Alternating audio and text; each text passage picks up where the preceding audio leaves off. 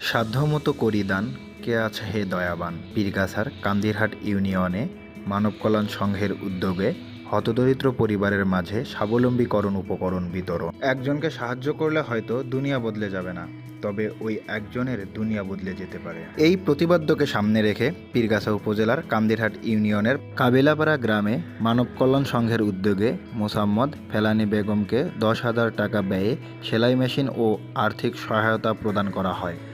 উক্ত অনুষ্ঠানে উপস্থিত ছিলেন প্রতিষ্ঠাতা ও সভাপতি হোসাইন রাদি। অসহায় মানুষের পাশে দাঁড়ানো এবং সামাজিক উন্নয়ন মানব কল্যাণ সংঘের প্রধান উদ্দেশ্য।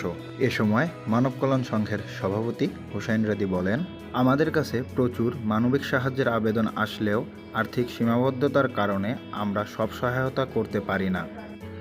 তাই সকল দানবীর মহানুভব মানুষের কাছে আকুল আবেদন, আপনারা নিজ সামর্থ্য অনুযায়ী আমাদের সংঘে দান করার মাধ্যমে মানবিক এই কাজে অংশগ্রহণ করবেন ইনশাল্লাহ। এবং আপনারা যারা নিয়মিত আমাদের সংঘে আর্থিক সহায়তা প্রদান করে আসছেন তাদেরকে আন্তরিক ধন্যবাদ।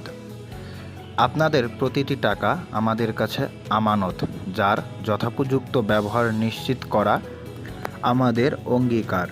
আল্লাহ হাফেজ। কারণ আমার স্বামী এখন কর্ম করতে পারে না, তার একটা হাত নাই। এখন এটা দিয়ে আমার সংসার চলা লাগবে, আমার দিকে বাচ্চা আছে, এরকম দিয়ে আমার সংসার চলা লাগবে।